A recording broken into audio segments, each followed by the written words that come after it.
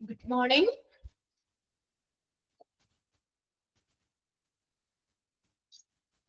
Okay. 29 പേരുണ്ട് അല്ലെ? Okay, ആദ്യം തന്നെ ഞാനൊരു കാര്യം പറയട്ടെ. നിഷാമ നിങ്ങളോട് ഓൾറെഡി പറഞ്ഞിട്ടുണ്ടാവും. ടീച്ചർ നമ്മുടെ ക്ലാസ് എടുക്കുന്നതിന്റെ ഇടയ്ക്ക് ക്ലാസ് വല്ല കട്ടാവോ അല്ലെങ്കിൽ ഇതാവാണ് ചെയ്യുകയാണെങ്കിൽ പിന്നെ ക്ലാസ് ഉണ്ടായിരിക്കില്ല കേട്ടോ. ഇവിടെ ഒന്നും കറണ്ട് ഇല്ല, നെറ്റിന്റെ ഇത് ടെക്നിക്കൽ ഇഷ്യൂ ആയിരിക്കും. അതുകൊണ്ട് ഇങ്ങനെ ഇടയ്ക്ക് നമ്മൾ ക്ലാസ് എടുക്കുന്നതിന്റെ ഇടയ്ക്ക് ഓഫായി പോവുകയാണെങ്കിൽ നിങ്ങള് പിന്നെ കറണ്ട് ഇല്ല പറഞ്ഞിട്ടുണ്ടല്ലോ അല്ലെ? ഇനി അത് പിന്നെ പെട്ടെന്ന് എന്താണോ എന്ന് വിചാരിക്കുമല്ലോ. നിങ്ങൾക്കൊക്കെ അവിടെ മഴയൊക്കെ ഉണ്ടോ? മഴയുണ്ടോ? ഉണ്ടോ? യെസ്. ഇവിടെ ഇല്ല. ഇവിടെയൊക്കെ നല്ല മഴയാണ്, കാറ്റും മഴയും. അത് വന്ന വഴിക്കൊക്കെ ആണെങ്കിൽ മരങ്ങളൊക്കെ റോട്ടിലൊക്കെ മരമൊക്കെ മറിഞ്ഞു വീണ് കറണ്ടൊന്നും ഇല്ല. വീട്ടിലും ഇല്ല, ഇവിടെ ഒന്നും കറണ്ടൊന്നും ഇല്ല കേട്ടോ. നല്ല മഴയാണല്ലേ? ഇവിടെ അതെ. അതുകൊണ്ട് കറണ്ട് ഒന്നും ഇല്ല നമുക്കിവിടെ. അതുകൊണ്ടാണ് ഇടയ്ക്ക് ഇനി ഇത് ക്ലാസ് ഇത് പോകുകയാണെങ്കിൽ ക്ലാസ് ഉണ്ടാവില്ല കേട്ടോ. ഓക്കെ.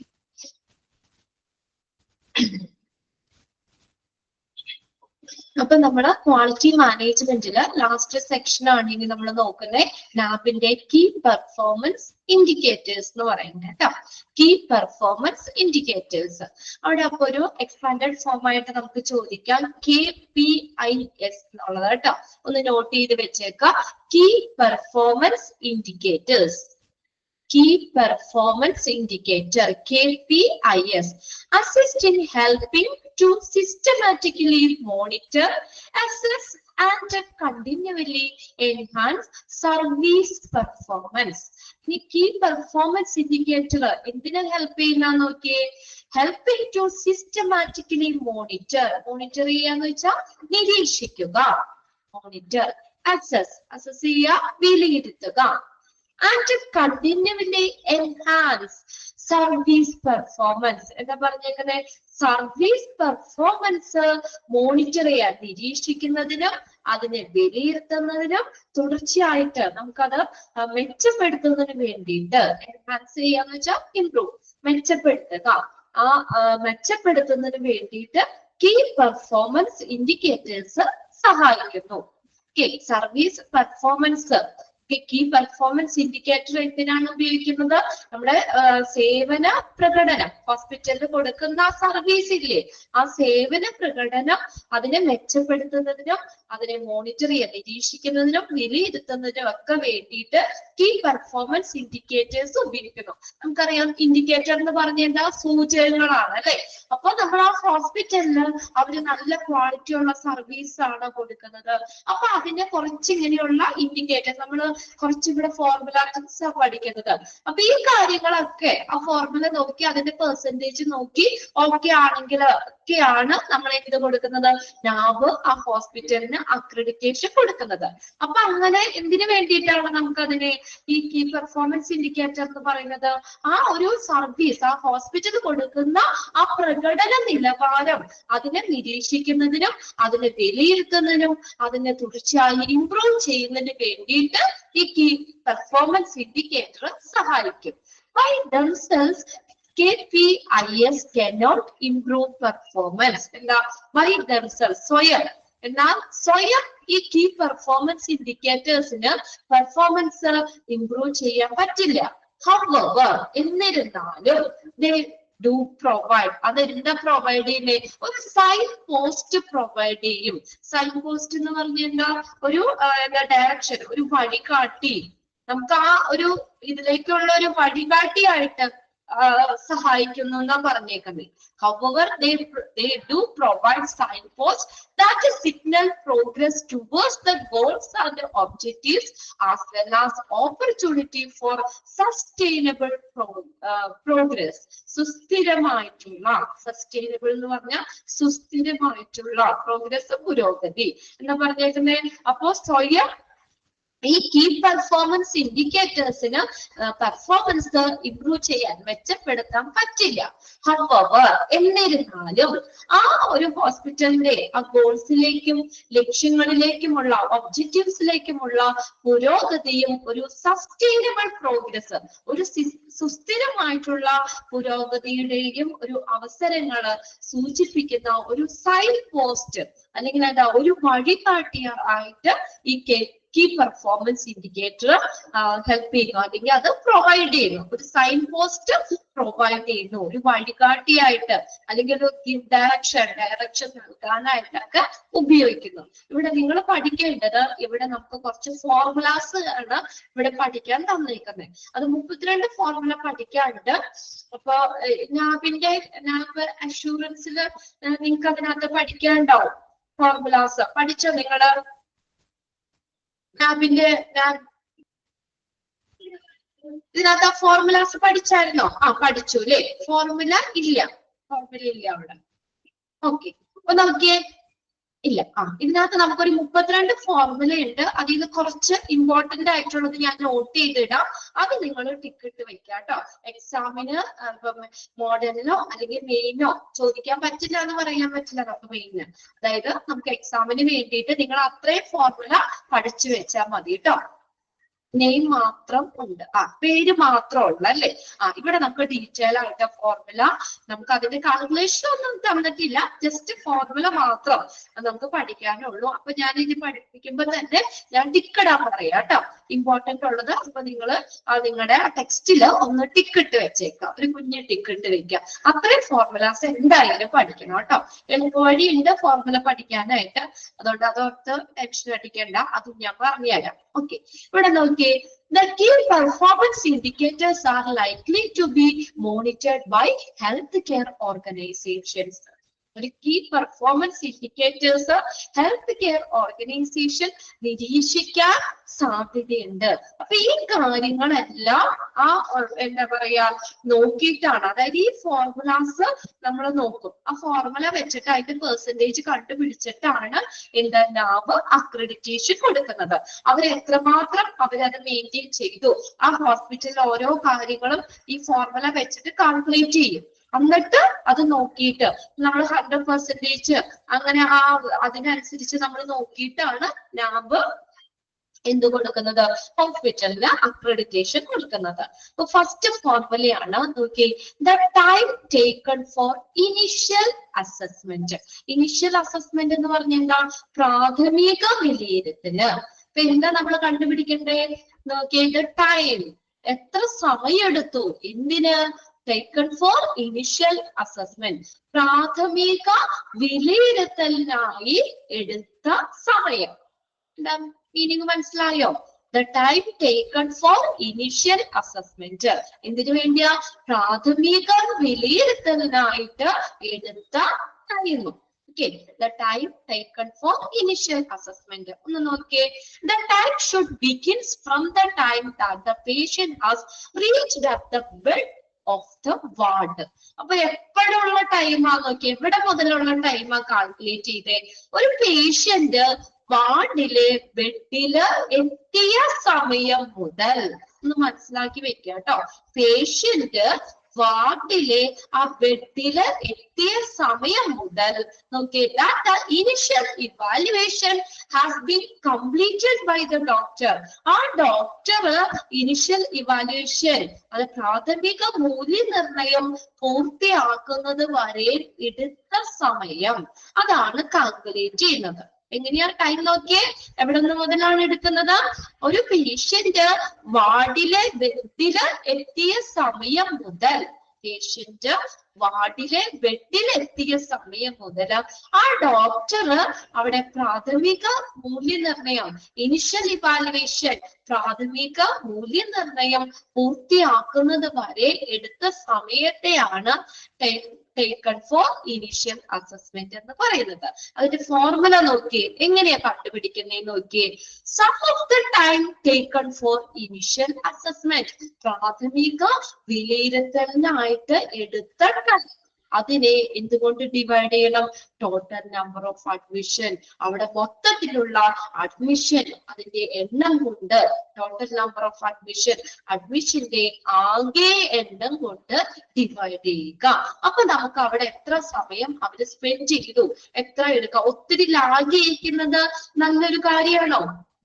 ഇപ്പൊ നമ്മള് വാർഡില് ബെഡിൽ കഴിഞ്ഞ് കുറെ മണിക്കൂറോളം നമ്മൾ ഡോക്ടർ ഇവാലുവേഷൻ ചെയ്യാനായിട്ട് എടുക്കുക എന്ന് പറഞ്ഞതൊരു എന്താ പറയാ നല്ലൊരു കാര്യമല്ല അല്ലെ. അപ്പൊ എന്താ പറയാ ഹോസ്പിറ്റലില് എന്താ അവിടെ കൊടുക്കുന്ന ആ ഒരു സർവീസ് എന്താ പറയാ ഒരു മോശമായിട്ടാണ് കാണിക്കുന്നത് അല്ലെ. എല്ലാം ഫാസ്റ്റ് ആയിട്ട് തന്നെ കൊടുക്കണം അല്ലെ. അപ്പൊ ഇത് കാൽക്കുലേറ്റ് ചെയ്യുന്നത് കേട്ടോ. അപ്പൊ ഇതിന്റെ പെർസെന്റേജ് നോക്കും ഫസ്റ്റത്തെ ഒരു കാര്യമാണ്. അപ്പൊ നിങ്ങളൊന്ന് ശ്രദ്ധിച്ചേ, ആ ഫോർമുല നമുക്ക് എക്സാമിന് ക്വസ്റ്റ്യൻ ഇങ്ങനെയായിരിക്കും ഇവിടെ നിന്ന് ചോദിക്കുന്നത്. Find out the formula the time taken for initial assessment. അങ്ങനെയായിരിക്കും ക്വസ്റ്റ്യൻ. ഒരെണ്ണം ഞാൻ പറയാം കേട്ടോ. അപ്പൊ നിങ്ങൾക്ക് അതുപോലെ ബാക്കിയത്തെ മനസ്സിലാക്കി വെക്കാൻ പറ്റും. ഇങ്ങനെയാണ് നമ്മൾ നോക്കുന്നത്. Find out the formula the time taken for initial assessment. അപ്പൊ അവിടെ ക്വസ്റ്റ്യൻ അവിടെ ഇല്ലേ? എന്തായാലും നിങ്ങൾക്ക് ക്വസ്റ്റ്യൻ അവിടെ ഉണ്ട്. ആ ക്വസ്റ്റ്യനിൽ അവിടെ എന്താ കിടക്കുന്നേ? ഫൈൻഡ് ഔട്ട്, കണ്ടുപിടിക്കുക. എന്താ കണ്ടുപിടിക്കേണ്ടത്? ഫോർമുല. എന്തിന്റെ ഫോർമുലയാണ്? The time taken for initial assessment. Okay, നമ്മുടെ ന്യൂമറേറ്റർ അത് തന്നെയല്ലേ? നോക്കിയേ, sum of the time taken for initial assessment അത് തന്നെയല്ലേ ന്യൂമറേറ്റർ? ആ ക്വസ്റ്റ്യൻ ചോദിച്ചത് തന്നെയല്ലേ ന്യൂമറേറ്ററിൽ കിടക്കണേ? നോക്കിയേ, അല്ലേ? കണ്ടോ, അതാണ് എളുപ്പവഴി എന്ന് ഞാൻ പറഞ്ഞു. അപ്പൊ നേരെ അതാണ് ന്യൂമറേറ്റർ. ക്വസ്റ്റ്യൻ അവിടെ ഉണ്ടല്ലോ, ആ ക്വസ്റ്റ്യൻ നോക്കിയിട്ട് നമുക്ക് ആ ന്യൂമറേറ്റർ ഐഡന്റിഫൈ ചെയ്യാൻ പറ്റും. അപ്പൊ എന്താണ് ന്യൂമറേറ്റർ കിടക്കണേ? ബൈ ഹാർട്ട് ചെയ്യേണ്ട ആ ഒരു ഫോർമുല നോക്കിയേ. Sum of the time taken for initial assessment divided by total number of admission. അവിടെ മൊത്തത്തിലുള്ള അഡ്മിഷന്റെ ആകെ എണ്ണം. നമ്മൾ നോക്കിയേ, അടുത്ത ഓപ്ഷൻ ബി ആയിട്ട് ചോദിക്കാം അവര്. Total number of admission divided by sum of the time taken for initial assessment. ഇനി ഓപ്ഷൻ സിയിൽ ചോദിക്കാം, sum of the time taken for initial assessment into total number of admission. കണ്ടോ, അങ്ങനെ ഓപ്ഷൻ ഡിയിൽ none of the above ചോദിക്കാം. അങ്ങനെ 3 option ആയിട്ട് ചോദിച്ചാൽ നമുക്ക് ആൻസർ കറക്റ്റ് എഴുതാൻ പാടില്ലേ? എന്താ, നമ്മുടെ ക്വസ്റ്റ്യൻ അവിടെയുണ്ട്, അത് തന്നെയാണ് ഏത് കിടക്കുന്നത്? ന്യൂമറേറ്ററിൽ കിടക്കുന്നത് അല്ലേ? ക്ലിയർ അല്ലേ ഫോർമുല? ആ ഫോർമുല, ഒന്നാമത്തെ ഫോർമുല നമ്മൾ പഠിക്കണം. ടിക്ക് ഇട്ടോ കേട്ടോ. ആ ഒരു പേജ് കഴിയുമ്പോൾ ഞാൻ ഒന്നുകൂടി പറയാം കേട്ടോ. ഈ ഫസ്റ്റ് പേജിൽ ഒന്നാമത്തെ ഫോർമുല ടിക്ക് ഇട്ട് വെക്കാം. ഇനി സെക്കൻഡ് നോക്കിയ രണ്ടാമത്തെ ഫോർമുല എന്താ? Number of reporting error per 1000 investigation. 1000 ഇൻവെസ്റ്റിഗേഷൻസിൽ അവിടെ റിപ്പോർട്ട് ചെയ്ത പിശകുകളുടെ എണ്ണം. നമ്പർ ഓഫ് റിപ്പോർട്ടിംഗ് ഇറർ, അവിടെ റിപ്പോർട്ട് ചെയ്തിട്ടുള്ള ഇററുകളുടെ എണ്ണാണ് നമുക്ക് കണ്ടുപിടിക്കുന്നത്. എത്ര ഇൻവെസ്റ്റിഗേഷൻ എടുക്കണേ? 1000 പേരില്. അപ്പൊ 1000 ഇൻവെസ്റ്റിഗേഷൻ, 1000 പേഷ്യൻസ് വന്നു, അതിന് എത്ര ഇറർ അവിടെ റിപ്പോർട്ട് ചെയ്തു? നോക്കിയ ഫോർമുല കാണുന്നത് എങ്ങനെയാ? നമ്പർ ഓഫ് റിപ്പോർട്ടിംഗ് ഇറർ, അത് നോക്കിയേ, ന്യൂമറേറ്റർ തന്നെയല്ലേ? Number of reporting errors divided by number of test performed. അവിടെ നോക്കി, അപ്പൊ എത്ര മൊത്തം അവിടെ പെർഫോം ചെയ്ത ടെസ്റ്റുകളുടെ എണ്ണാണ് ഏത് ഡിനോമിനേറ്ററിൽ വന്നേക്കുന്നത്. കണ്ടോ, ന്യൂമറേറ്റർ സെയിം ആണ്, ക്വസ്റ്റ്യൻ തന്നെ എടുത്താണ് എഴുതിയേക്കുന്നത്. Okay, number of reporting errors divided by number of test performed into 1000 investigation കൊടുത്തിട്ടില്ലേ? അതുകൊണ്ട് നമ്മൾ എന്താ ഇൻറ്റു 1000 എന്ന് ഇൻറ്റു ചെയ്യുക. ഫോർമുല ക്ലിയർ ആയോ? Number of reporting errors divide, അവിടെ റിപ്പോർട്ട് ചെയ്ത ഇററുകളുടെ എണ്ണത്തെ എന്തുകൊണ്ട് ചെയ്യണം? അവിടെ മൊത്തം പെർഫോം ചെയ്ത ടെസ്റ്റുകളുടെ എണ്ണം കൊണ്ട് ഡിവൈഡ് ചെയ്യുക. 1000 ഇൻവെസ്റ്റിഗേഷൻ എന്ന് പറഞ്ഞിട്ടുള്ളത് കൊണ്ട് അവിടെ എന്തുകൊണ്ട് 1000 കൊണ്ട് മൾട്ടിപ്ലൈ ചെയ്യുക. ഓക്കെ, രണ്ടാമത്തെ ഫോർമുല ക്ലിയർ ആണ് അല്ലെ? ഇനി മൂന്നാമത്തെ നോക്കിയേ, percentage of adherence to safety precautions by staff working in diagnosis എന്ന് പറഞ്ഞാൽ ലാബ് അല്ലെ, ലാബിലൊക്കെ ഡയഗ്നോസ്റ്റിക് റേഡിയോളജി ലാബില് അങ്ങനെ ഡയഗ്നോസിസ് രോഗനിർണയ ആ ഒരു സെക്ഷനില് അവർ വർക്ക് ചെയ്യുന്ന സ്റ്റാഫുകള് ഈ ഹോസ്പിറ്റലിന്റെ പോളിസി അനുസരിച്ച് അവരെന്ത് ചെയ്യണം, സേഫ്റ്റി പ്രിക്കോഷൻസ് ഇടണം. അവർക്ക് എന്താ നമ്മൾ പറഞ്ഞില്ലേ, ഇപ്പൊ റേഡിയോളജി ഒക്കെ പഠിച്ച് പറഞ്ഞില്ലേ, ലാബ് റേഡിയേഷൻസ് വർക്ക് ചെയ്യുന്ന സ്റ്റാഫുകൾ അവിടെ ഗൗണുകൾ ധരിക്കണം, മാസ്ക് വെക്കണം, കണ്ണട ധരിക്കണം, ഗ്ലൗസ് ധരിക്കണം, ഇങ്ങനെയൊക്കെ പറഞ്ഞു. അതാണ് ശരിക്കും ഹോസ്പിറ്റലിലെ റൂൾ എന്ന് പറയുന്നത്. അപ്പോ ഇവിടെ അഡ്ഹിയറൻസ് എന്ന് പറഞ്ഞാൽ പാലിക്കുക എന്നുള്ള മീനിങ് കേട്ടോ, അല്ലെങ്കിൽ പിന്തുടരുക. എത്ര ആളുകള് അവിടെ സേഫ്റ്റി പ്രിക്കോഷൻസ് എടുക്കുന്നുണ്ട്, അല്ലെങ്കിൽ അവര് വർക്ക് ചെയ്യുമ്പോൾ ആ ഡയഗ്നോസ്റ്റിക്കിൽ വർക്ക് ചെയ്യുന്ന സ്റ്റാഫുകളില് എത്ര ആളുകളൊക്കെ ഈ സേഫ്റ്റി പ്രിക്കോഷൻസ് പാലിക്കുന്നുണ്ട്. നോക്കിയ ഫോർമുല എങ്ങനെയാ, number of staff adhering to safety precautions. കണ്ടോ, ന്യൂമറേറ്റർ നോക്കുക, നമ്മുടെ ക്വസ്റ്റ്യൻ തന്നെയാണ്. അവിടെ സേഫ്റ്റി പ്രിക്കോഷൻസ് പാലിക്കുന്ന സ്റ്റാഫുകളുടെ എണ്ണത്തെ എന്തുകൊണ്ട് ഡിവൈഡ് ചെയ്യണം, number of staff audited. Audit ചെയ്യുക എന്ന് വെച്ചാൽ ഓഡിറ്ററിന്റെ കണക്കിലുള്ള സ്റ്റാഫുകള്, അതായത് ആ ഡയഗ്നോസ്റ്റിക്കില് മൊത്തം വർക്ക് ചെയ്യുന്ന സ്റ്റാഫുകളുടെ എണ്ണം കൊണ്ട് ഡിവൈഡ് ചെയ്യുക ഇൻറ്റു എന്താണ് പെർസെന്റേജ് അല്ലേ ചോദിച്ചേക്കുന്നത്, അതുകൊണ്ട് ഇൻറ്റു 100 ചെയ്യുക. ഓക്കെ, 100 കൊണ്ട് മൾട്ടിപ്ലൈ ചെയ്യുക. ഇപ്പൊ നമ്മൾ പറയുകയാണെങ്കിൽ ഇപ്പൊ ഒരു ഡയഗ്നോസ്റ്റിക് ലാബില് 1000 വേണ്ട, ഒരു 500 സ്റ്റാഫ് വർക്ക് ചെയ്യുന്നുണ്ട്. അതില് ഒരു 450 പേരാണ് പ്രിക്കോഷൻസ്, സേഫ്റ്റി പ്രിക്കോഷൻസ് ഇടുന്നുള്ളൂ. എല്ലാ സ്റ്റാഫ് അതെ അതെ. അപ്പൊ നോക്കിയേ, അപ്പൊ എന്താ പറഞ്ഞേക്കുന്നത്, അതിലിപ്പോ ഒരു 500, അതെ, നമ്പർ ഓഫ് സ്റ്റാഫ് ഓഡിറ്റഡ് എന്ന് പറഞ്ഞു കഴിഞ്ഞാൽ അവിടെ മൊത്തത്തില് അവിടെ ആ ഡയഗ്നോസ്റ്റിക്കില് വർക്ക് ചെയ്യുന്ന മൊത്തം സ്റ്റാഫുകളുടെ എണ്ണാണ്, അതുകൊണ്ടാണ് ഡിവൈഡ് ചെയ്യുന്നത്. അതാ ഞാൻ പറഞ്ഞത്. നോക്കിയേ, ഇപ്പൊ ഒരു 500 സ്റ്റാഫ് വർക്ക് ചെയ്യുന്നുണ്ട് റേഡിയോളജിയിലോ, അല്ലെങ്കിൽ റേഡിയോളജിക്ക് മാത്രമല്ല ലാബിലായിക്കോട്ടെ, ലാബിലൊക്കെ ആണെങ്കിലും ഡയഗ്നോസ്റ്റിക് എന്നാ പറഞ്ഞിട്ടുള്ളൂ.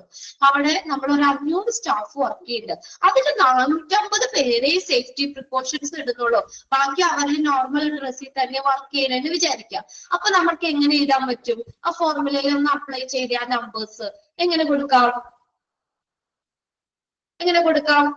സേഫ്റ്റി പ്രിക്കോഷൻസ് ഇടുന്നത് 450 അല്ലെ, ഡിവൈഡഡ് ബൈ മൊത്തം എത്ര പേരുണ്ടെന്നാ പറഞ്ഞേ 500 ഇൻറ്റു പെർസെന്റേജ് കണ്ടുപിടിക്കാനായതുകൊണ്ട് ഇൻറ്റു 100. ക്ലിയർ അല്ലേ, അങ്ങനെയല്ലേ വരുന്നേ.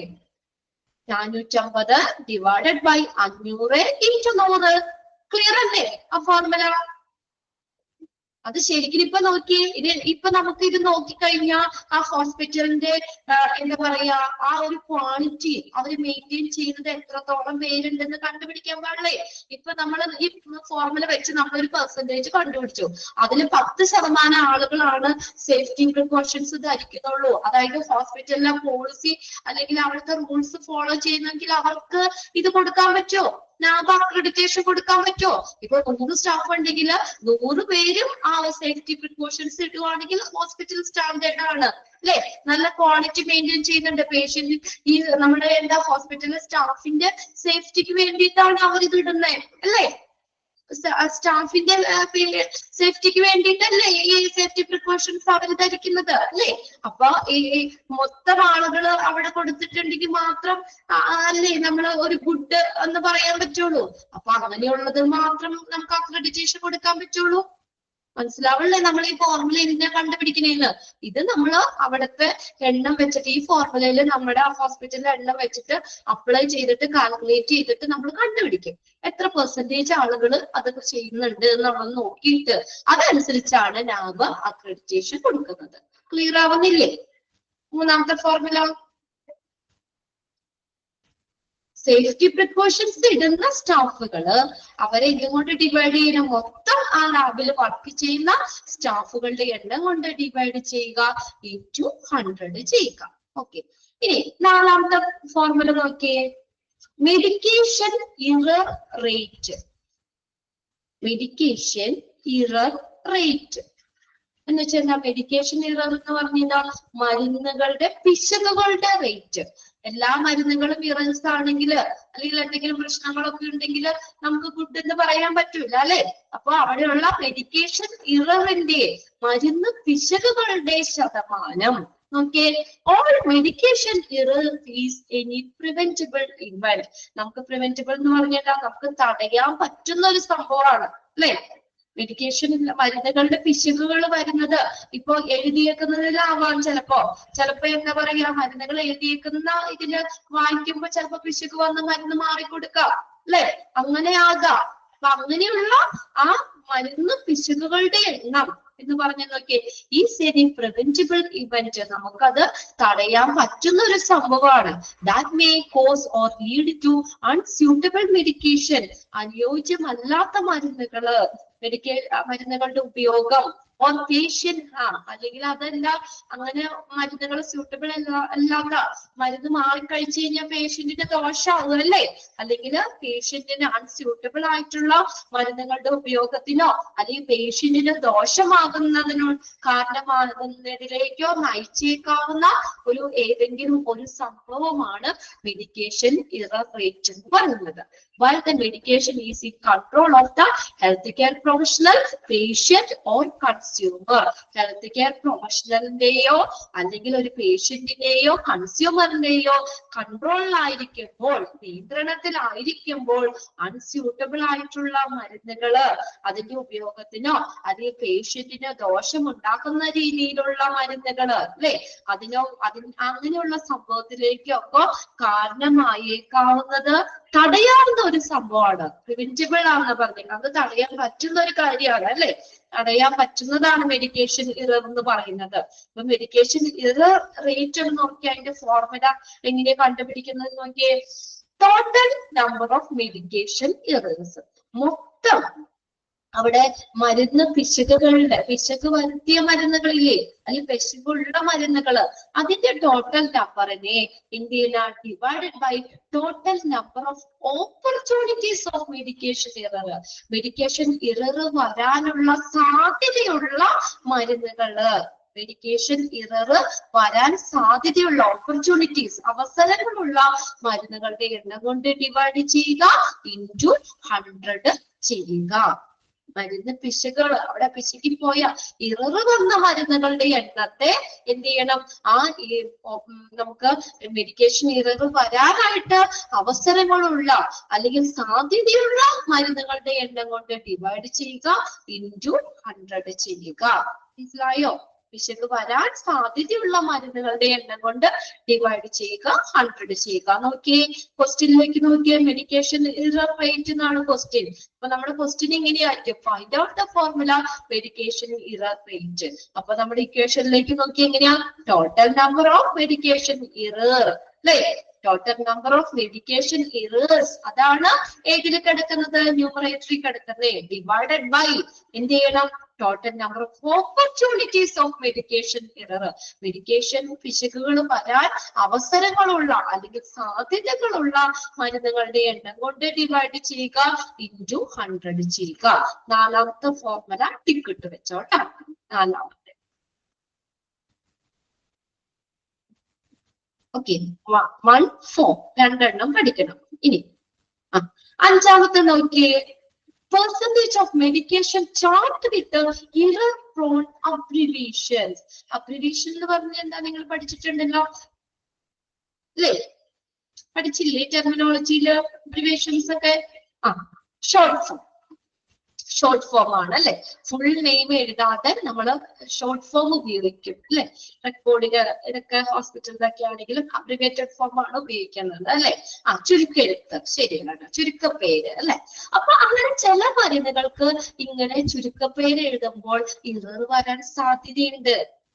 അതാണ് അതിന്റെ പെർസെന്റേജ് ആണ് പറഞ്ഞേക്കുന്നത്. Percentage of medication chart with error prone abbreviations ഉണ്ടോ, പിശക് സാധ്യതയുള്ള മരുന്ന് ചാർട്ടുകളുടെ പിശക് സാധ്യതയുള്ള ചുരുക്കെഴുത്തുകള് ആ ചാർട്ടില് നമ്മൾ കൊടുത്തേക്കുന്ന നമുക്ക് പിശക് വരാൻ സാധ്യത, അബ്രിവേഷൻ മൂലം പിശക് വരാൻ സാധ്യതയുള്ള മരുന്നുകളുടെ ആ ചാർട്ട് അതിന്റെ പെർസെന്റേജ് നോക്കി എത്ര മരുന്നുകൾ നമുക്ക് പിശക് വരാൻ സാധ്യതയുണ്ട്. അതൊക്കെ ഒന്ന് നോക്കിയേ എങ്ങനെയാ. Error prone abbreviation should be defined in accordance with the guidelines set down by the safe medication practices. എന്താ സുരക്ഷിതമായിട്ടുള്ള ഒരു മരുന്ന് രീതികൾക്കായിട്ട് നിശ്ചയിച്ചിട്ടുള്ള ഒരു മാർഗനിർദ്ദേശങ്ങൾക്ക് അനുസരിച്ചിട്ടുള്ള ഒരു നമ്മളൊരു അബ്രിവേറ്റഡ് ഫോം, പിശക് സാധ്യതയുള്ള ഈ ചുരുക്കെഴുത്തുകള് നമ്മൾ നിർവചിക്കേണ്ടതാണെന്ന്. അതായത് പിശക് വരാൻ സാധ്യതയുള്ള മരുന്നുകൾ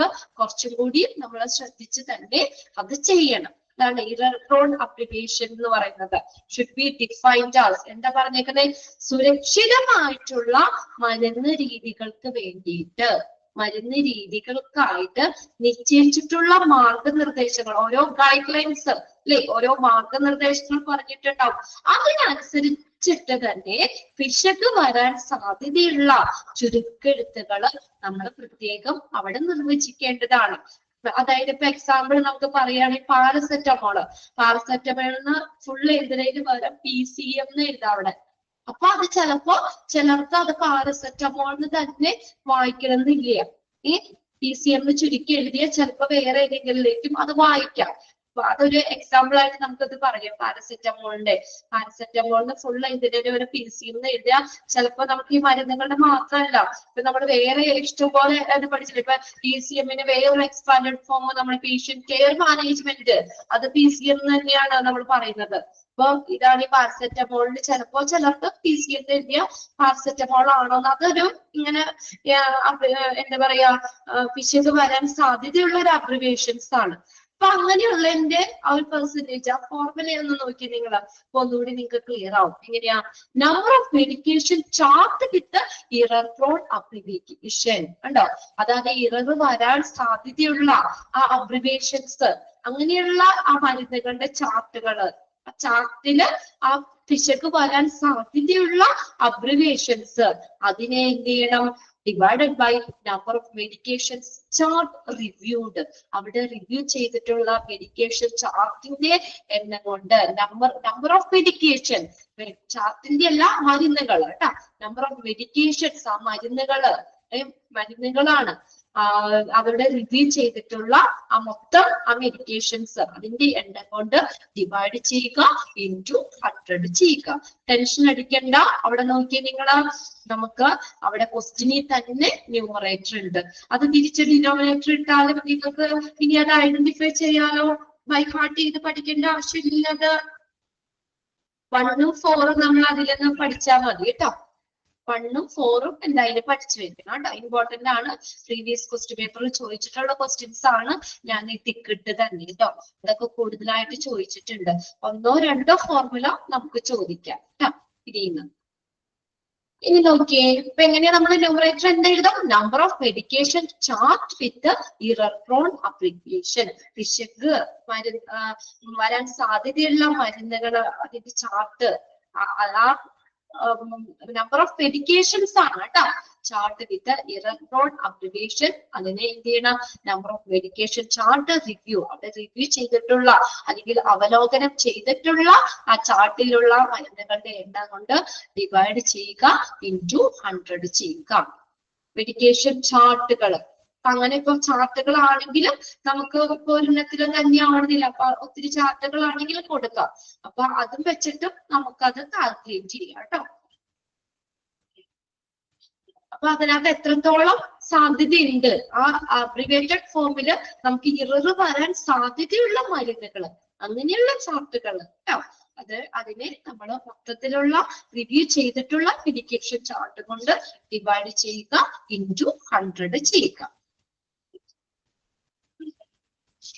അടുത്തത് അഞ്ചാമത്തെ അല്ലേ നമ്മൾ പറഞ്ഞത്, 6ാമത്തെ. ഇനി അതൊന്ന് ഇക്വേഷൻസ് മാത്രം ആ ടിക്കിടുന്നത് മാത്രം പഠിച്ചാൽ മതി കേട്ടോ. അതിന്റെ എക്സ്പ്ലനേഷൻ കൊടുത്തിട്ടുണ്ട്, അതൊന്നും പഠിക്കണമെന്നില്ല കേട്ടോ. ഇത് എന്തായാലും നമുക്ക് ഇക്വേഷൻസ് മാത്രമേ ചോദിക്കുള്ളൂ. Percentage of inpatient developing adverse drug reaction. ഇനി പെർസെന്റേജ് ഓഫ് ഇൻപേഷ്യന്റ്, അവിടെ ഇൻപേഷ്യന്റ് ആയിട്ടുള്ള ആളുകള്, അവർക്ക് ഈ മരുന്നിനോടുള്ള ഈ അഡ്വേഴ്സ് എന്ന് വെച്ചാൽ പ്രതികൂലമായിട്ടുള്ള അല്ലെ. ഇപ്പൊ മരുന്നിന് ചിലപ്പോ എന്തെങ്കിലും സൈഡ് എഫക്ട്സ് പോലെ വരാം. അല്ലെ? ഇപ്പൊ എല്ലാവർക്കും എല്ലാ മരുന്നുകളും സ്യൂട്ട് ആവണമെന്നില്ല അല്ലെ?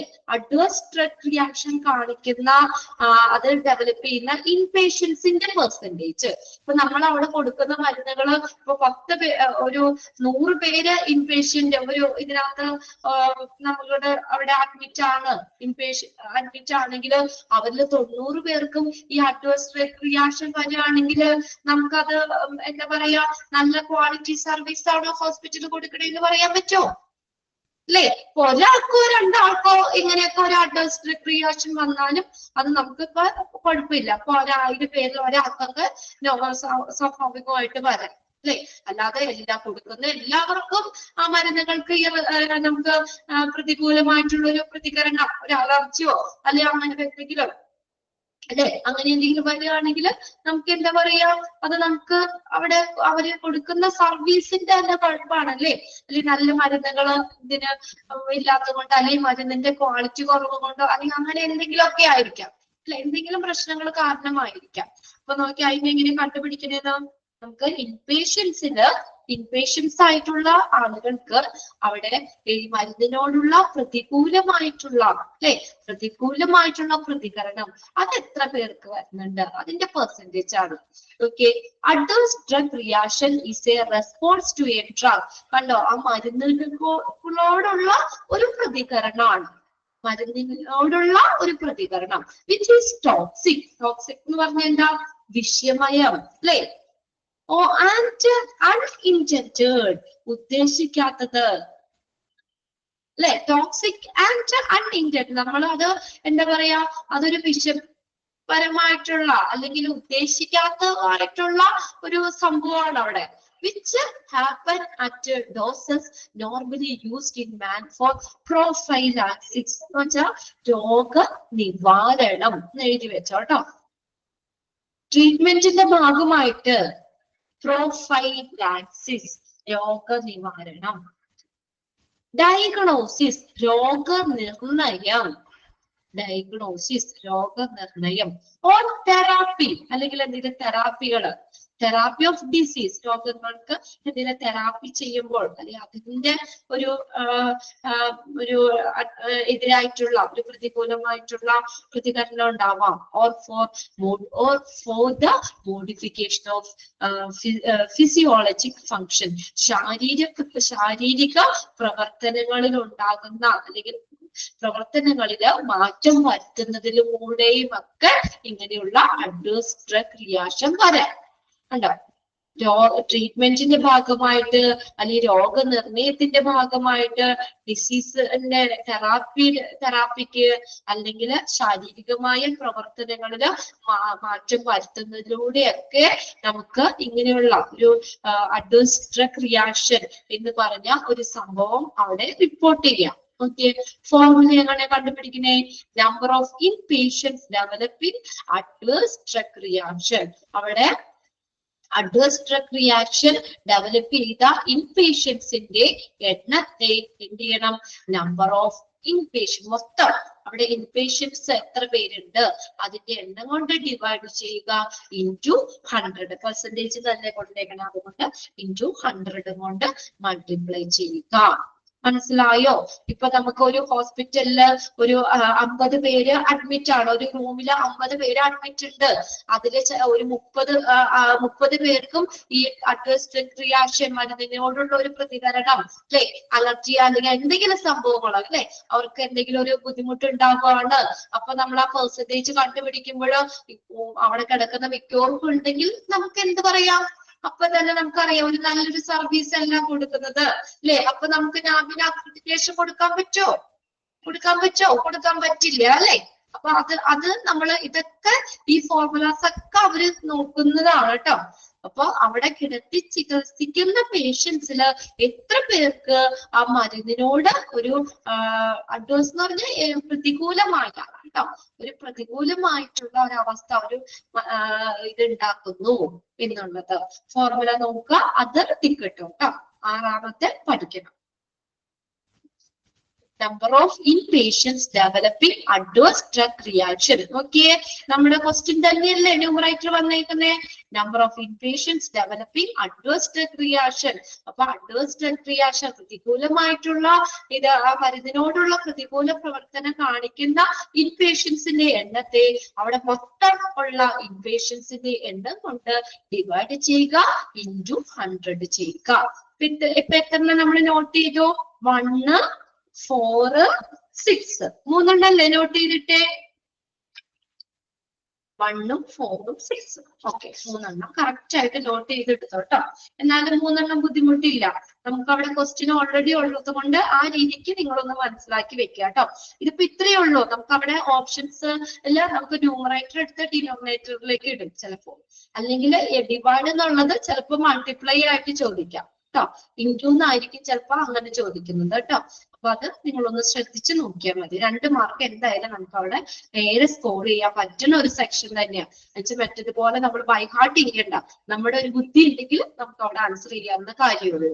ഓക്കെ, ഈ അടുത്ത് നോക്കിയേ, percentage of unplanned return in operation തിയേറ്ററിലേക്ക് ആസൂത്രിതമല്ലാതെ മടങ്ങി വരുന്ന പേഷ്യൻസിന്റെ എണ്ണം കണ്ടോ?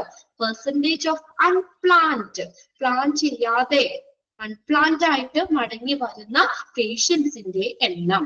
Okay, unplanned return to the OT is defined as any secondary procedure needed for the complication that result directly from the index operations during the same admission.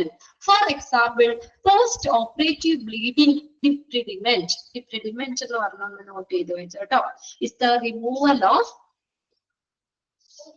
the removal of dead or infected skin tissue to help wound healing. അതായത് മുറിവിൽ നിന്ന് dead ആയിട്ടുള്ള ചർമ്മോ അല്ലെങ്കിൽ foreign particles ഒക്കെ നീക്കം ചെയ്യുന്ന ഒരു പ്രോസസ്സാണ് ഡിബ്രിഡിമെന്റ് എന്ന് പറയുന്നത്.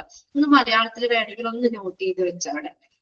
നമ്മൾ ഉണ്ടാക്കുന്ന വൂണ്ടിൽ മുറിവിൽ നിന്ന് ഡെഡ് ആയിട്ടുള്ള ടിഷ്യൂസ്, ഡെഡായിട്ടുള്ള ടിഷ്യൂസോ അല്ലെങ്കിൽ ഫോറിൻ പാർട്ടിക്കിൾസ് ഒക്കെ നീക്കം ചെയ്യുന്ന പ്രക്രിയ. Post operative bleeding debridement. Then post operative bleeding, ചിലപ്പോ നമുക്ക് ചില ആളുകൾക്ക് സർജറി ഒക്കെ ചെയ്ത് വന്നു, സർജറി ഒക്കെ ചെയ്തതിന് ശേഷം ചിലപ്പോ ബ്ലീഡിങ് ഉണ്ടാവാം അല്ലെ? ചിലപ്പോ എന്തെങ്കിലും ബ്ലീഡിങ് വരാം. അപ്പൊ അങ്ങനെയുള്ളവർക്ക് വീണ്ടും നമ്മളത് ആദ്യത്തെ സർജറി നമ്മൾ പ്ലാന്റ് ആണ്, വീണ്ടും സർജറി ചെയ്യുക അല്ലെ? അതായത് ആദ്യത്തെ പ്ലാന്റ് ആയിട്ടുള്ള സർജറിയാണ് നമ്മൾ ചെയ്യുന്നത്. ഇനി നോക്കി, ഇത് അപ്രതീക്ഷിതമായിട്ട് സംഭവിക്കുന്ന, അവിടെ ഓപ്പറേഷൻ കഴിഞ്ഞോ സേഫായി കൊണ്ടുപോകുന്നു, പക്ഷെ എന്താ പറയാ, അതിന് ഓപ്പറേഷന് ശേഷം ചിലപ്പോൾ ബ്ലീഡിങ് വരാം. അപ്പൊ അങ്ങനെയുള്ളവർക്ക് വീണ്ടും എന്ത് ചെയ്യാ, ഓപ്പറേഷൻ ചെയ്യേണ്ടി വരാം. അങ്ങനെ പിന്നെ സെക്കൻഡറി സ്റ്യൂട്ടറിങ് എന്ന് പറഞ്ഞു കഴിഞ്ഞാൽ സ്റ്റിച്ച്, ചിലപ്പോ ഈ നമ്മുടെ ഈ ഓപ്പറേഷൻ ചെയ്ത് കഴിയുമ്പോൾ സ്റ്റിച്ച് പഴുക്കൂലേ, സ്റ്റിച്ച് പഴുക്കുമ്പോ ചിലപ്പോ വീണ്ടും രണ്ടാമതും അവർക്ക് സർജറി ചെയ്ത് വീണ്ടും സ്റ്റിച്ച് ഇടേണ്ടി വരാം. അങ്ങനത്തെ കേസ് സെക്കൻഡറി സ്റ്യൂട്ടറിങ്. നമ്മൾ പഴുത്ത് കഴിഞ്ഞ സ്റ്റിച്ച് പഴുത്ത് പോയിട്ട് ചിലപ്പോ പഴുത്തൊക്കെ ഇതായി കോംപ്ലിക്കേറ്റഡ് ആകുമ്പോൾ അവര് വീണ്ടും എന്താ ഓപ്പറേഷൻ തിയേറ്ററിലേക്ക് വീണ്ടും കൊണ്ടുപോകാം. അങ്ങനെ അടുത്തതാണ് എംബോലക്ടമി. EMBOLECTOMY എന്ന് വെച്ചാൽ നമ്മുടെ രക്തക്കുഴലുകളില്ലേ, അവിടെ നമുക്ക് രക്തം കട്ട പിടിക്കുന്നത് നീക്കം ചെയ്യുന്ന സർജറി ആട്ടോ എംബോലക്ടമി എന്ന് പറയുന്നത്.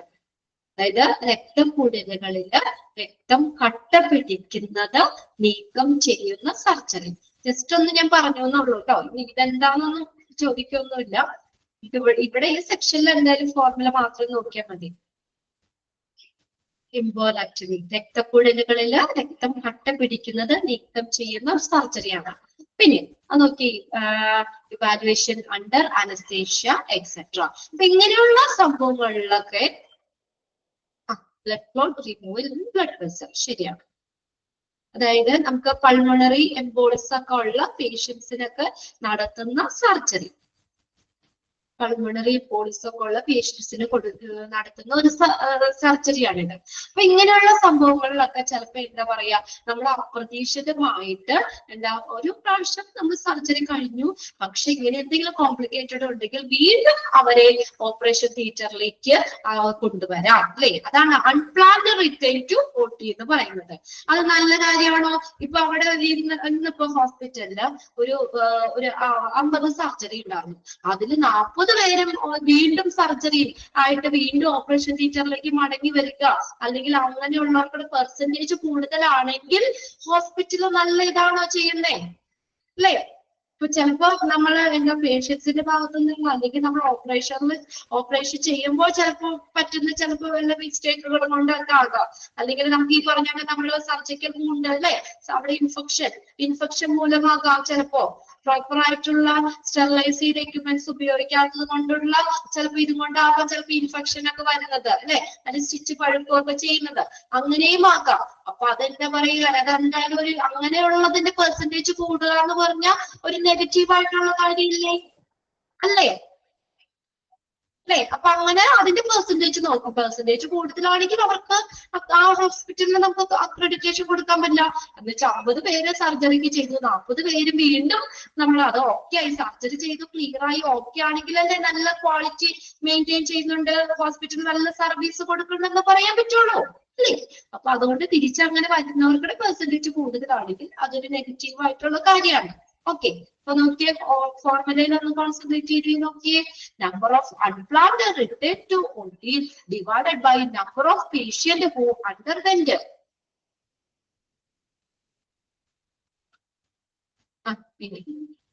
ഓക്കെ, ഇവിടെ എന്താ പറഞ്ഞേക്കുന്നത്, number of unplanned return to. അപ്പൊ എത്ര പേര് അങ്ങനെ ഓപ്പറേഷൻ കഴിഞ്ഞിട്ട് ആസൂത്രിതമല്ലാതെ ഓപ്പറേഷൻ തിയേറ്ററിലേക്ക് മടങ്ങി വരുന്നുണ്ട്, അവരുടെ എണ്ണത്തെ എന്ത് ചെയ്യണം, മൊത്തത്തില് അവിടെ സർജറിക്ക് വിധേയരായിട്ടുള്ള എണ്ണങ്ങൾ പേഷ്യൻസ് അവർക്കുടെ എണ്ണം കൊണ്ട് ഡിവൈഡ് ചെയ്യുക, ഇൻറ്റു 100 ചെയ്യുക.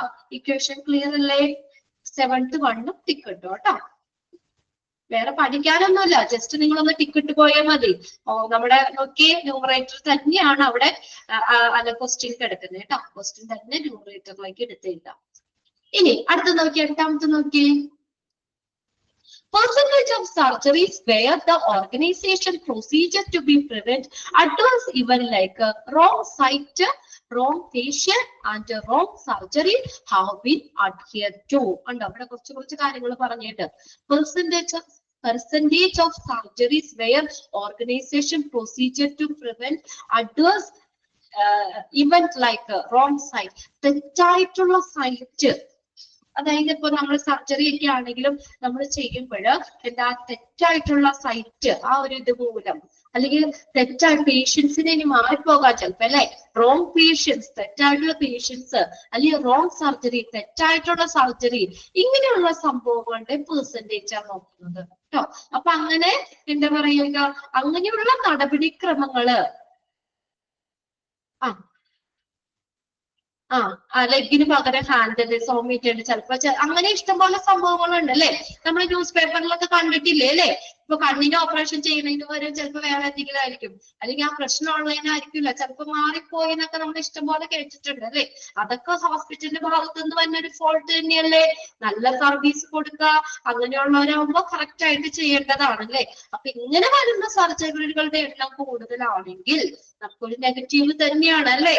ഞാൻ പറഞ്ഞേക്കുന്നത് തെറ്റായ സൈറ്റ്, അല്ലെങ്കിൽ റോങ് പേഷ്യൻസ്, റോങ് ആയിട്ടുള്ള സർജറി, തെറ്റായിട്ടുള്ള സർജറി തുടങ്ങിയ പ്രതികൂല സംഭവങ്ങൾ തടയുന്നതിനുള്ള ഓർഗനൈസേഷന്റെ പ്രൊസീജിയർ, അതായത് ശരിക്കും ഓർഗനൈസേഷന്റെ പ്രൊസീജിയർ പാലിച്ചുകൊണ്ട് തന്നെ വേണം അല്ലെ സർജറി നടത്തുന്നതിന്റെ percentage. Number of surgery where the procedure, അപ്പൊ ശരിക്കും ഉള്ള ആ പ്രൊസീജിയർ പാലിച്ചുകൊണ്ട് നടത്തുന്ന സർജറികള്. Number of surgeries where the procedure was followed, ആ പ്രൊസീജിയർ പാലിച്ചുകൊണ്ട് നടത്തുന്ന സർജറികള് divided by number of surgery performed, അവിടെ മൊത്തം നടത്തിയ സർജറികളുടെ എണ്ണം ഇൻറ്റു 100. മനസ്സിലായോ? അപ്പൊ ഇങ്ങനെയൊക്കെ അതിന് ആ ഒരു രീതിയിലൊക്കെ ചെയ്യാം. പക്ഷെ എന്താ പറഞ്ഞേക്കണേ, ഇവിടെ പ്രിവെന്റ് എന്നാ പറഞ്ഞേക്കണേ, അതായത് തടയുക. റോങ് സൈറ്റ് സർജറി ആ ഒരു സംഭവം തടയാനായിട്ട്, റോങ് പേഷ്യൻസ് തെറ്റായി അല്ലെ ആള് മാറിപ്പോയി സർജറി ചെയ്യുന്ന സംഭവം തടയാൻ, റോങ് സർജറി തെറ്റായിട്ടുള്ള സർജറി, ഇങ്ങനെയുള്ള സംഭവങ്ങൾ തടയുന്ന പെർസെന്റേജ് ആണ്. അപ്പൊ എങ്ങനെ നമ്മളത് നമ്മൾ ഫോർമുലയിലേക്ക് നോക്കിയേ, എന്താണ് നമ്പർ ഓഫ് സർജറി നേട്ടം. അപ്പൊ ശരിക്കും പ്രൊസീജിയർ പാലിച്ചുകൊണ്ടുള്ള, ശരിയായ നടപടിക്രമങ്ങൾ പാലിച്ചുകൊണ്ടുള്ള സർജറികള് അല്ലെ, അതിന്റെ എണ്ണത്തെ മൊത്തം നടത്തിയ സർജറികളുടെ എണ്ണം കൊണ്ട് ഡിവൈഡ് ചെയ്യുക, ഇൻറ്റു 100 ചെയ്യുക. ഓക്കെ, ഇനി 9th വൺ നോക്കിയേ, പെർസെന്റേജ് ഓഫ് ട്രാൻസ്ഫ്യൂഷൻ റിയാക്ഷൻ. ഇനി ട്രാൻസ്ഫ്യൂഷൻ റിയാക്ഷൻ നമ്മൾ പഠിച്ചിട്ടുണ്ട്, ബ്ലഡ് ബാങ്കില് നിങ്ങൾ പഠിച്ചിട്ടുണ്ട് അല്ലെ. നമ്മള് ഒരുപാട് ടെസ്റ്റുകളൊക്കെ ചെയ്ത് ഓക്കെ ആയതിനു ശേഷം മാത്രമാണ് ബ്ലഡ് ട്രാൻസ്ഫ്യൂസ് ചെയ്യാമുള്ളൂ അല്ലെ. മാച്ച് അല്ലാത്ത, അൺസേഫ് അല്ലാത്ത ബ്ലഡ് ട്രാൻസ്ഫ്യൂഷൻ ചെയ്യുന്നത് മൂലം പേഷ്യൻസിന് പല ബുദ്ധിമുട്ടുകളും ഉണ്ടാക്കാം, മരണം വരെ സംഭവിക്കാം അല്ലെ. അത്രയും കോംപ്ലിക്കേറ്റഡ് ആയിട്ടുള്ള സംഭവങ്ങൾ സംഭവിക്കാം. ക്രോസ് മാച്ച് ചെയ്യും, അതൊക്കെ നമ്മൾ ബ്ലഡ് ബാങ്കിൽ ഡീറ്റെയിൽ ആയിട്ട് പഠിച്ചിട്ടുണ്ട് അല്ലെ. അപ്പൊ അങ്ങനെ എന്താ പറയാ, അപ്പൊ അങ്ങനെയുള്ള ഇതിന്റെ പെർസെന്റേജ് ഓഫ് ട്രാൻസ്ഫ്യൂഷൻ റിയാക്ഷന്റെ പെർസെന്റേജ്. ഓക്കെ, ഇനി ഹോസ്റ്റൈൽ റിയാക്ഷൻ. ഹോസ്റ്റൈൽ എന്ന് പറഞ്ഞാൽ അഡ്വേഴ്സ് എന്നാട്ടോ, പ്രതികൂലമായ അല്ലെങ്കിൽ വിരുദ്ധമായ. Any hostile reaction to the transfusion of blood or blood component should be considered as a transfusion reaction. അതിനെയാണ് നമ്മൾ എന്തെന്ന് പറയുന്നത്, ട്രാൻസ്ഫ്യൂഷൻ റിയാക്ഷൻ എന്ന് പറയുന്നത്. ഒരു പ്രതികൂലമായിട്ടുള്ള അല്ലെങ്കിൽ വിരുദ്ധമായിട്ടുള്ള ട്രാൻസ്ഫ്യൂഷൻ, ബ്ലഡിന്റെയോ അല്ലെങ്കിൽ ബ്ലഡ് കമ്പോണൻസോ ട്രാൻസ്ഫ്യൂസ് ചെയ്യുമ്പോൾ ഒരു പ്രതികൂലമായിട്ടുള്ള ഒരു സംഭവം, അതിനെയാണ് ട്രാൻസ്ഫ്യൂഷൻ റിയാക്ഷൻ എന്ന് പറയുന്നത്. It may range from A mild allergic reaction. ഇത് ചെറിയ അലർജി മുതൽ ചിലർക്ക് എന്താ മൈന്യൂട്ട് ആയിട്ട് എന്താ ഇങ്ങനെ ക്രോസ് മാച്ച് ചെയ്യുമ്പോൾ കറക്റ്റ് അല്ലാത്ത ബ്ലഡ് ട്രാൻസ്ഫ്യൂസ് ചെയ്യുമ്പോൾ അലർജി പോലുള്ള ചെറിയ കുഞ്ഞുള്ള പ്രശ്നങ്ങൾ ഉണ്ടാവാം, ഇൻക്ലൂഡിങ് ചിൽസ് ട്രിഗേഴ്സ്. അതെന്നുവെച്ചാ എന്താ പറയാ, അത് വിറയല് നമുക്കുള്ള മീനിങ് കേട്ടോ. ചിൽസ് റിഗേഴ്സ് എന്ന് പറയാം, വിറയല് പോലെ അല്ലെങ്കിൽ എന്താ ഒരു allergy.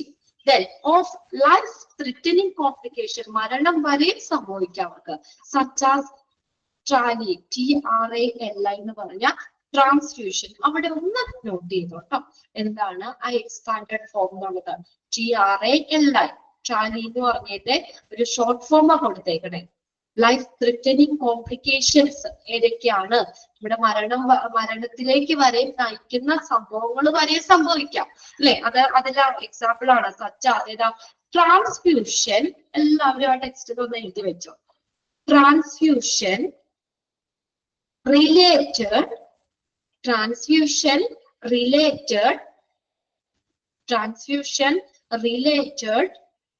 acute, ACUTE, acute lung injury.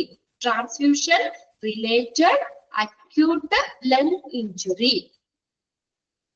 And graft versus host disease എന്ന് വെച്ചാൽ ഈ എന്താ പറയാ, ഇതും അറിയാലോ, transfusion related acute lung injury എന്ന് പറഞ്ഞു കഴിഞ്ഞാൽ ട്രാൻസ്ഫ്യൂഷനുമായിട്ട് ബന്ധപ്പെട്ടുള്ള നമുക്ക് എന്താ ലങ്സിനൊക്കെ എന്തെങ്കിലും ബുദ്ധിമുട്ടുകൾ, കാര്യങ്ങൾ, ഇഞ്ചുറി സംഭവിക്കാം. Transfusion related acute lung injury. And graft versus host disease. അവിടെ ഷോർട്ട് ഫോം എഴുതാം, GVHD എന്ന് ഷോർട്ട് ഫോമിൽ എഴുതാം കേട്ടോ. GVHD എല്ലാത്തിന്റെ ഫസ്റ്റ് ലെറ്റേഴ്സ്. അതായത് നമ്മൾ ഡോണറില്ലേ, ഡോണറിന്റെ ആ ഇമ്മ്യൂണിറ്റി സെൽസ് ഇല്ലേ, രോഗപ്രതിരോധ കോശങ്ങള് റെസിപ്പിയന്റിന്റെ രോഗപ്രതിരോധ കോശങ്ങളെ ആക്രമിക്കുമ്പോൾ ഉണ്ടാകുന്ന പ്രശ്നം. അതാണ് graft versus host disease.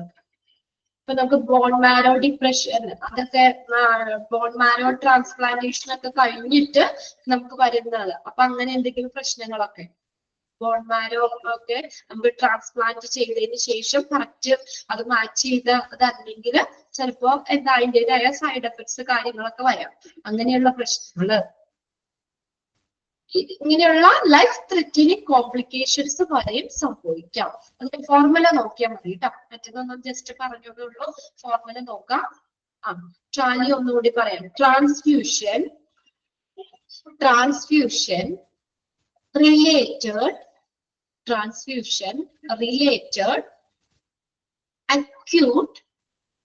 acute lung injury. Transfusion related acute lung injury. Okay. ഇനി നോക്കിയേ ഫോർമുല നോക്കിയേ. number of transfusion reaction divided by number of unit transferred into 100. number of transfusion reaction അവിടെ മൊത്തത്തിൽ നടത്തിയ ട്രാൻസ്ഫ്യൂഷൻ റിയാക്ഷൻസിന്റെ എണ്ണം ഡിവൈഡഡ് ബൈ അവിടെ transfer ചെയ്തിട്ടുള്ള യൂണിറ്റിന്റെ എണ്ണം കൊണ്ട് ഡിവൈഡ് ചെയ്യുക ഇൻറ്റു 100 ചെയ്യുക. അതായത് നമുക്ക് എന്താ പറയാ, ആ ക്വസ്റ്റ്യനിൽ തന്നെ ന്യൂമറേറ്റർ കിടക്കുന്നുണ്ട്. അതുകൊണ്ട് കൂടുതൽ ടെൻഷൻ അടിക്കേണ്ട, വൈപ്പാട്ട് ചെയ്യേണ്ട. ജസ്റ്റ് അതും കൂടി ഒന്ന് ടിക്ക് ഇട്ട് വെച്ചു കേട്ടോ. 9th one 7 ഉം 9 ഉം ആ പേജിൽ നിന്ന് 7 ഉം 9 ഉം പഠിക്കണം. number of transfusion reaction divided by number of unit transferred into 100. ഇനി നെക്സ്റ്റ് നോക്കിയേ 10th one standardized mortality ratio of ICU. ഇപ്പോ മോർട്ടാലിറ്റി എന്ന് പറഞ്ഞാൽ എന്താ, മരണനിരക്ക് അല്ലെ. Standardized mortality ratio for ICU. Standardized mortality ratio for ICU. Standardized mortality ratio is the ratio of perceived യഥാർത്ഥമായ, perceived എന്ന് പറഞ്ഞാൽ യഥാർത്ഥമായ or actual mortality and the anticipated എന്ന് പറഞ്ഞു കഴിഞ്ഞാല് എന്താ പറയാ, പ്രതീക്ഷിക്കുന്ന. ഇപ്പൊ നമ്മൾ ഏകദേശം ICUല് മരണം പ്രതീക്ഷിക്കുന്ന പേഷ്യൻസ് ഉണ്ടല്ലോ, എന്തായാലും മരിക്കും എന്നുള്ളത്. യഥാർത്ഥത്തിൽ മരണം സംഭവിച്ച പേഷ്യൻസും അവിടെ മരണം പ്രതീക്ഷിക്കുന്ന പേഷ്യൻസ് അവരുടെ റേഷ്യോ പറഞ്ഞേക്കുന്നത്. Anticipated mortality four A specific ടൈമിൽ, ആ നിർദ്ദിഷ്ട സമയപരിധിയിൽ തന്നെ എന്താ അവിടെ യഥാർത്ഥത്തില് മരണം സംഭവിച്ച ICUല് യഥാർത്ഥത്തിൽ മരണം സംഭവിച്ച പേഷ്യൻസിന്റെയും പിന്നെ അതുപോലെ തന്നെ നമ്മൾ മരണം പ്രതീക്ഷിക്കുന്ന പേഷ്യൻസ് ആ ടൈമിൽ തന്നെ, ആ സ്പെസിഫിക് ടൈം പീരീഡിൽ തന്നെ മരണം പ്രതീക്ഷിക്കുന്ന പേഷ്യൻസിന്റെയും റേഷ്യോ ആണ്. അതിന്റെ ഫോർമുല നോക്കിയേ. Actual death in ICU per divided by predicted death in ICU into 100. അതായത് ICUല് യഥാർത്ഥത്തില് മരിച്ച എണ്ണം, ആളുകളുടെ എണ്ണം, പേഷ്യൻസിന്റെ എണ്ണം, ആക്ച്വൽ ഡെത്ത് ഇൻ ICUല് സംഭവിച്ച യഥാർത്ഥ മരണങ്ങള് ഡിവൈഡഡ് ബൈ, ഈ മരണം പ്രതീക്ഷിക്കുന്നതുണ്ടല്ലോ, മരിക്കുമെന്ന് ഉറപ്പായിട്ടുള്ളത്, അത് മരണം പ്രതീക്ഷിക്കുന്ന അത്, ഡെത്ത് പ്രതീക്ഷിക്കുന്ന ഇത്, ICUല് ഡെത്ത് പ്രതീക്ഷിക്കുന്നതിന്റെ എണ്ണം കൊണ്ട് ഡിവൈഡ് ചെയ്യുക ഇൻറ്റു 100 ചെയ്യുക. 10ാമത് കേട്ടോ.